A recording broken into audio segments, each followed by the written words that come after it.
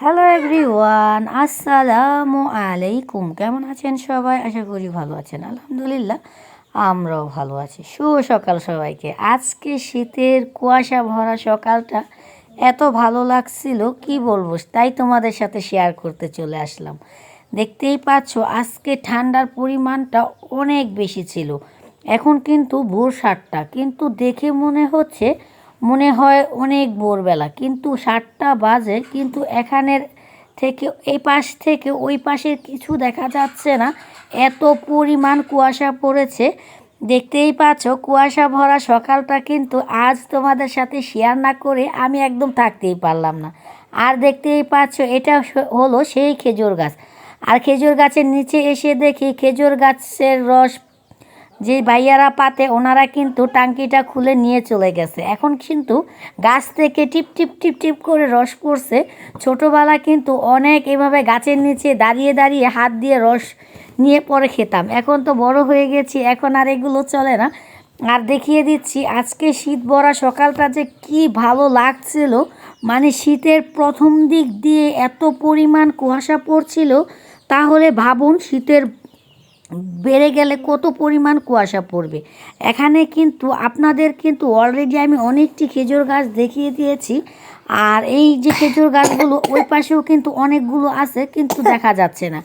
আর আরেকটা জিনিস দেখাই, আমার কিছু সবজি বাগানে কিন্তু নতুন নতুন সবজি ছেড়ে দিয়েছে। আর কার্তিক মাস বলতে যেই জিনিসগুলো বাংলায় থাকে, ওই বাংলায় কার্তিক মাসে কিন্তু সিম গাছের উশি গাছের নতুন নতুন উশি খেতে ভীষণ মজাদার হয়। এটা কিন্তু আমার এক কাকার উশির টাল, দেখতেই পাচ্ছেন ভাঙ্গা টাঙ্গা টালে কিন্তু প্রচুর পরিমাণ টাটকা টাটকা উশি ছেড়ে দিয়েছে। আর নিজের গাছ থেকে সবজি খাওয়ার কিন্তু মজাটাই আলাদা। এখানে কিন্তু দেখতেই পাচ্ছেন সিম গাছে যেমন ফুল ছেড়েছে, এখানে কিন্তু আবার দুই একটা লাউ গাছও আছে। লাউ গাছের ডগাগুলো কিন্তু ওষ পড়ে কিন্তু সব কিছু এত সুন্দর লাগছিল কি আর বলবো। সিম গাছের পাতায় পাতায় যেহেতু ওষ ছিল, মানে কি যে ভালো লাগছিল। আমি কিন্তু সকাল সকালই তোমাদের সাথে এই ভিডিওটা শেয়ার করব দেখে এই কুয়াশার মাঝে ঠান্ডার মাঝে বের হয়ে গেছি তোমাদের সাথে শেয়ার করতাম। আজ কিন্তু আমাদের দিকে প্রচুর পরিমাণ কুয়াশা পড়েছে। আর কুয়াশায় কিন্তু এপাশ থেকে ওপাশের কিছুই দেখা যাচ্ছে না, এত পরিমাণ কুয়াশা পড়েছে। আর তোমাদের দিকে কেমন কুয়াশা পড়েছে অবশ্যই কিন্তু কমেন্টে সবাই বলে যাবা। আর কুয়াশা ভরা এই সকালটা জানি তোমাদের সাথে মানে শেয়ার করতে পেরে যাক, আমার খুবই ভালো লাগছে। কারণ আমি কিন্তু নিজেও একটু অলস টাইপ বলতে মানে সকাল ঠান্ডাটা আমার একটু বেশি লাগে, কিন্তু মানে এই ওয়েদারটা দেখে আমার কেমন জানি একটু লোভ লাগলো যে চলো সবার সাথে কুয়াশা ভরা সকালটা শেয়ার করি। দেখতে পাচ্ছ আমি কিন্তু হেঁটে তারপরে বাসার দিকে আবারও চলে যাচ্ছি। কারণ হলো ঠান্ডাটা এত বেশি লাগছিল, আমার নাক মুখ একদম ঠান্ডায় বন্ধ হয়ে যাচ্ছে। আর এদিকে দেখতে পাচ্ছ সিম গাছটা যে মাশাল্লাহ কতটা সুন্দর লাগছিল। আর সিম গাছে মাশাল্লাহ মাশাল্লাহ অনেক পরিমাণ কিন্তু সিম গাছের ফুল আসছে, মানে সিম ধরে এক সাইডে সিম ধরেছে, আরেক সাইডে কিন্তু সিম গাছে ফুল ধরেছে। আর এই যে দেখতে পাচ্ছ সকালের কাজ, মানে গ্রাম অঞ্চলের মেয়ে বউদের কাজ হলো সকালে উঠে মানে ঘরের যা কাজ থাকবে ওটাই আগে এরা করবে। এখানে কিন্তু রাত্রে আমি প্রচুর পরিমাণ ভাতটা রান্না করে ফেলেছিলাম। আর ঠান্ডায় কিন্তু কেউ ভাতটা খায়নি, তার জন্য কিন্তু আমি হালকা করে ভাতটা গ্যাসটা অন করে অল্প আঁচ দিয়ে ভাতটি গরম করে নিচ্ছি। আর শীতকালে কিন্তু সব রকমের সবজি তরকারি মানে পরের দিন বাসি তরকারিটা খেতে ভীষণ ভালো লাগে। তার জন্য কিন্তু রাত্রের বেলা আমি ফুলকপি দিয়ে দেশি মাছ দিয়ে তরকারিটা রান্না করে নিয়েছিলাম। আর এখানে কিন্তু সব কিছু গরম করতে দিয়ে দিয়েছি। আর এখানে কিন্তু কালকে রান্না করার গরুর মাংসের তরকারিটা আসছিল। এখন আমি রান্না করে এসে বিছনা গুছাতে যাব, তখন দেখি আমার মেয়ে আর আমাদের নিমকি মানে আমার মেয়ের আদরের বিড়ালটা একসাথে বসে বসে মোবাইল দেখছে।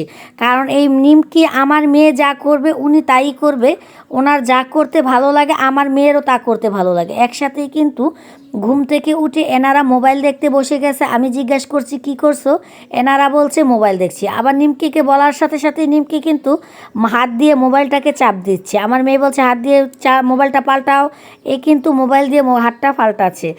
আর সকালবেলা এদের এই দৃশ্যটা দেখে আমার খুবই হাসি পাচ্ছিল। তারপর তোমাদের সাথে শেয়ার করলাম। এখন আমার কিছু বাচ্চা কাচ্চা মানে আমার সদস্য তোমাদের সাথে শেয়ার করিয়ে দিই।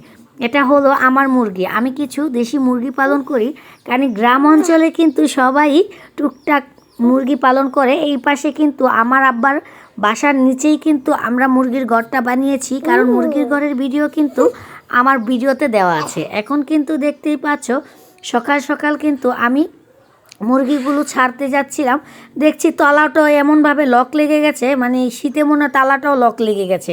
এখন কিন্তু আমি মুরগিটা ছেড়ে দিলাম। এখানে মুরগির সাথে কিন্তু আমার 4টা বাচ্চা ছিল। আর একটা দুঃখের খবর হলো, আমার অনেকগুলোই মুরগি ছিল, হঠাৎ করে একটি রোগ এসেছে, কি রোগ জানি বলে এটাকে, রামপি নাকি জানি, ওই রোগে কিন্তু আমার 10টা থেকে 15টার মতো মুরগি মরে গেছে। এখন আমার মুরগি একদম কম।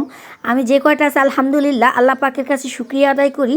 আল্লাহ পাক চাইলে এখান থেকে অবশ্যই আমার অনেকগুলো মুরগি হতে পারে। এপাশে কিন্তু আরেকটা মুরগির ঘর আছে, এখান থেকে কিন্তু একটি মুরগি আর একটি ছাও এসেছে, কারণ এরও অনেকগুলো বাচ্চা ছিল, কিন্তু শীতে ঠান্ডা লেগে বাচ্চাগুলো সবই মারা গেছে। কারণ একটার সাথে আরেকটা মুরগি বনে না, ঝগড়া করে, তাই আলাদা আলাদা করে এদের আদার দিচ্ছিলাম।